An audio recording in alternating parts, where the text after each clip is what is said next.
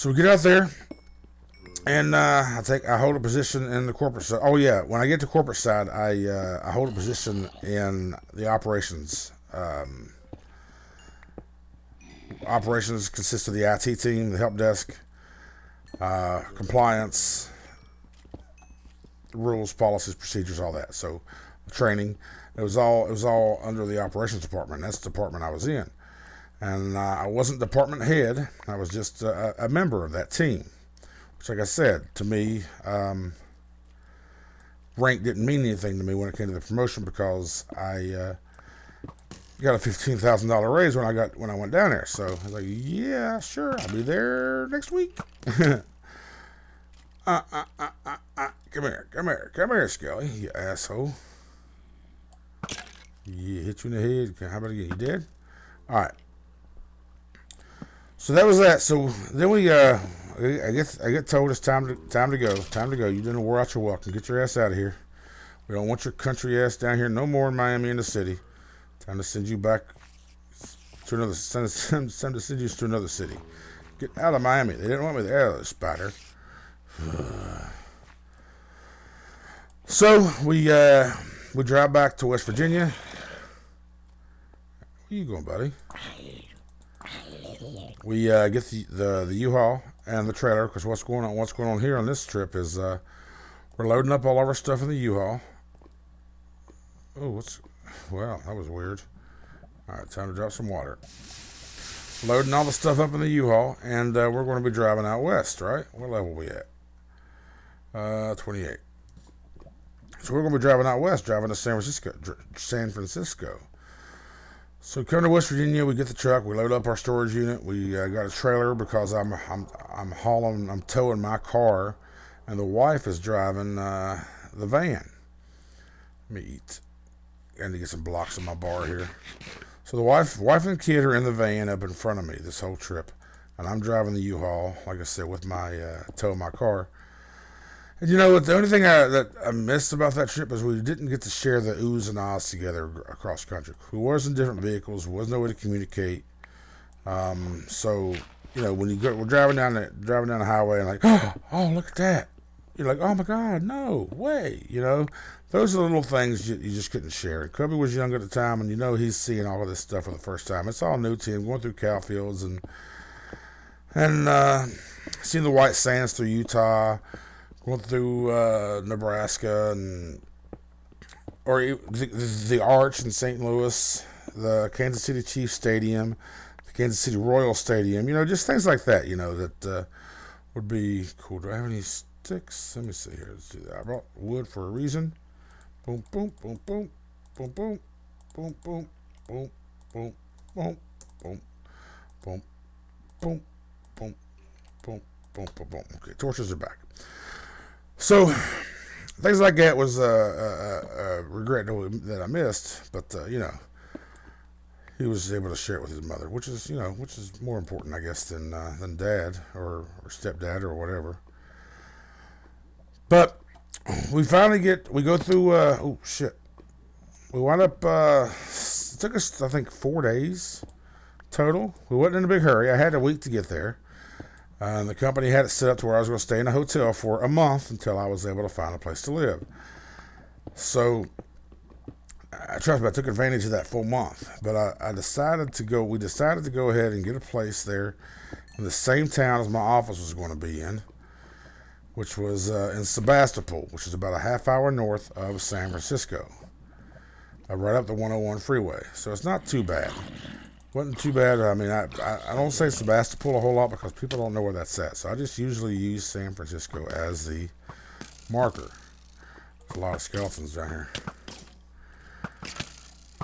A lot of skeletons. And I'm out of arrows. That ain't good. Alright, y'all can fight each other if you want.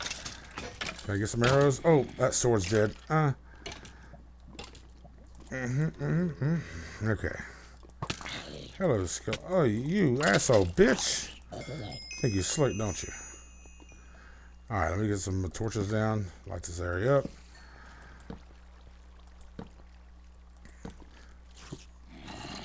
I hear the pitter-patter of footsteps. I do. Just like this area. Oh, hello, guy.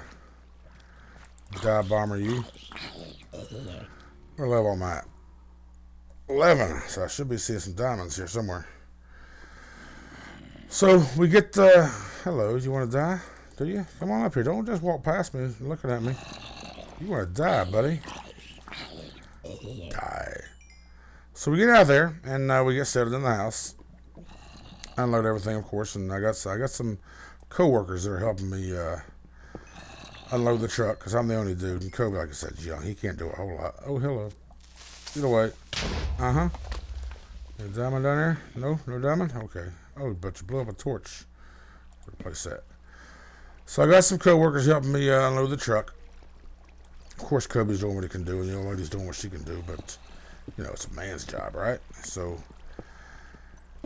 we stay out there for 2-3 years. About 3 years, yeah. And I probably would still be out there if it wasn't. I hear spiders. I don't know where they're tracking me from.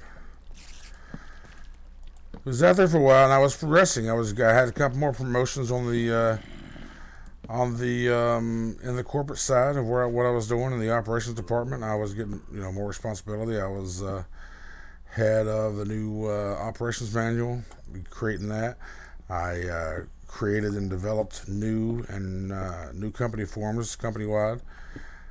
I was in charge of the new POS rollout. I had to go to Albuquerque, New Mexico for the POS rollout was I wasn't in charge of, but I was part of. I had to go to Albuquerque, New Mexico for a training session because we were all kind of on the help desk side in the operations department, all responsible for that, helping the people once it got rolled out. Of course, help train them to use it. So,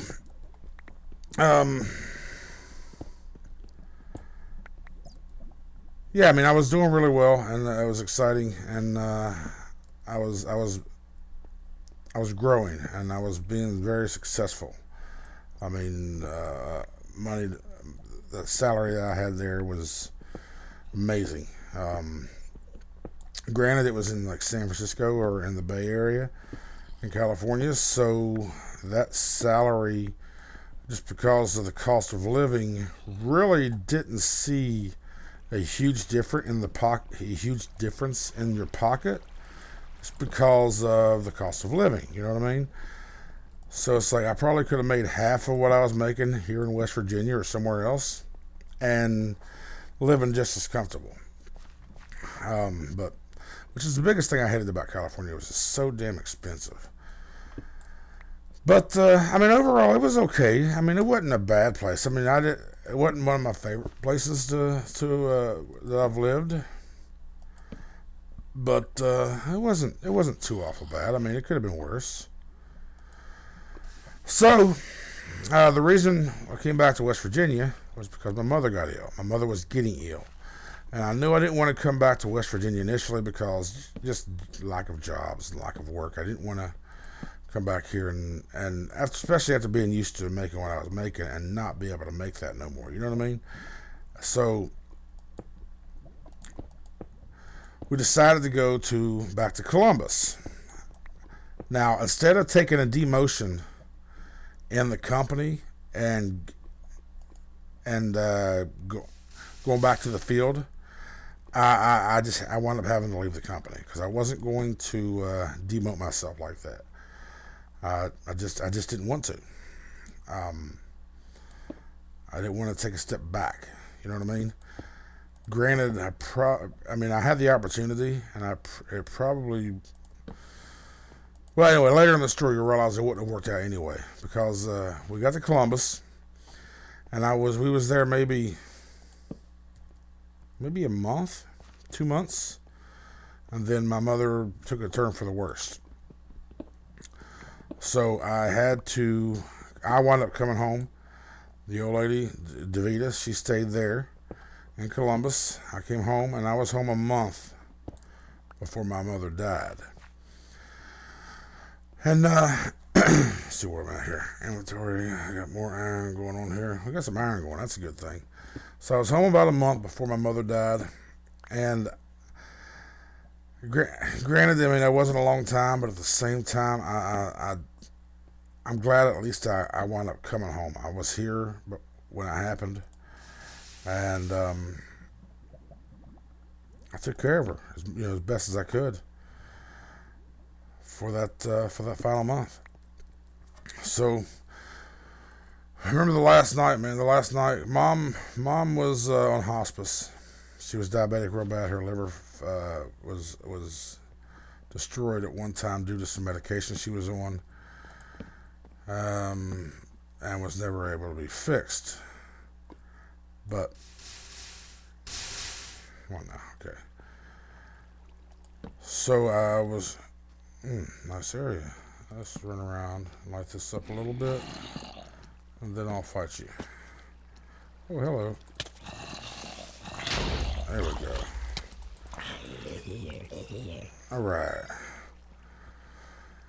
So so she had a power of attorney. I mean, I was the medical power of attorney. Now she did have a living will to where she wanted to die at home. Now this is about the only part that I broke. I'll tell you why. She was in so much pain that night. So much pain. Hospice came in. They couldn't make her at ease.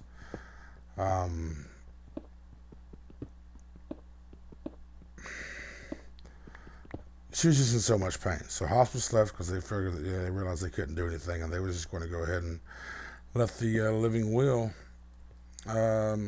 speak out. But again, I was the medical power of attorney, and I couldn't stand to see my mother in pain that way. I just couldn't do it. I couldn't allow myself to do it. I mean, it was killing me because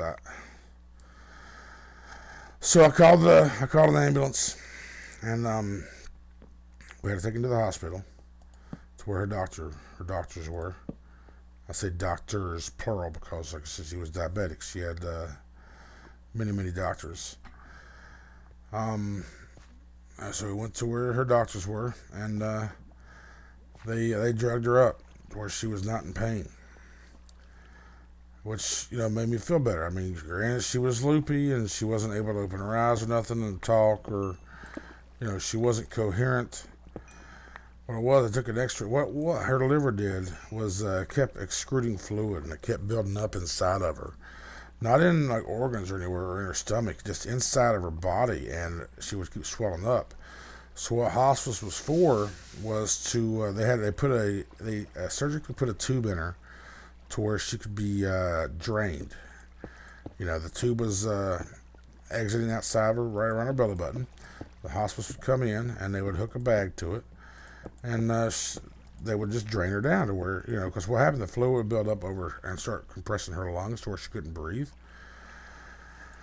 And so they would drain the fluids to where, make her easy to breathe. But what was going on in this instance was she was really short of breath. Hospice couldn't get no fluid to drain out of her. They got to the hospital, they couldn't get no fluid to drain out of her. And her doctor came in and just said, he just announced it terminal.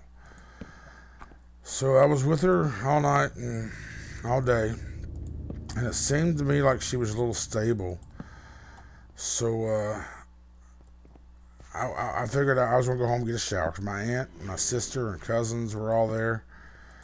So I was like, I'm going to go home and get a shower. I will be back here in a little bit. Now, from the hospital to where we was living was about a 35, 40-minute drive. I don't have a cell phone at the time, so I'm driving to the place, and as soon as I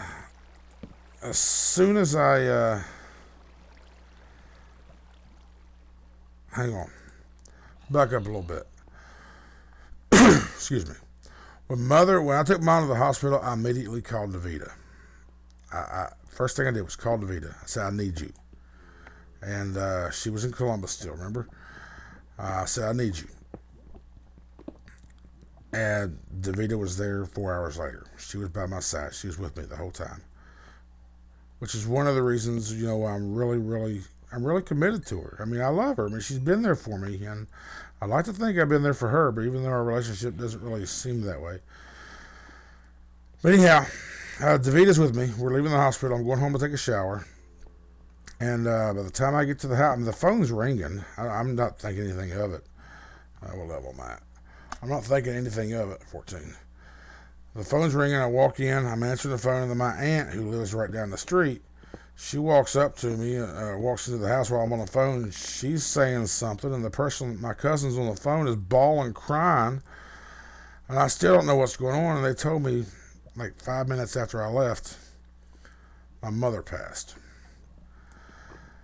So, needless to say, without a shower, I went straight back to the hospital.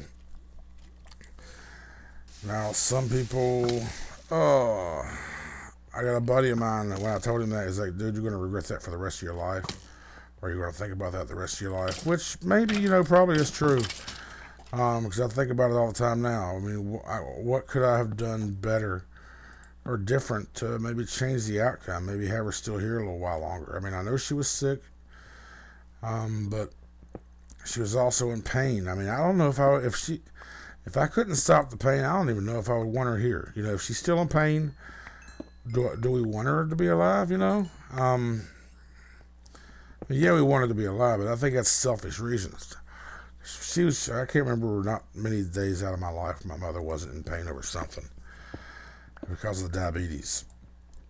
But I have a buddy who said that. He said, you're going to think about that the rest of your life. And, you're going to be like, what if, or regret that the rest of your life for not being there during the last breath. Which, like I said, yeah. I can see that happening now because I think about it all the time. But at the same time, I know my mother. She was a strong woman. She never wanted to show weakness in front of her kids. I'll give you an example. A few years prior to that, about 7, 8 years prior to that, me and my sister was in Colorado, and my mother took a turn for the worse, and they were actually calling the family in. Everybody thought she was going to die then. They were calling the family in, and as soon as they told her that her kids were on the way, they said she started getting better. The 22-hour trip later it took us to drive, we got there and she was sitting up in the bed laughing and joking. No, we was like, what? What are you doing? You're making us freak out over nothing. And that's when they told us that story. It's like, So, just living through that and knowing that's my mother, I'm thinking she probably waited until I left before she let go.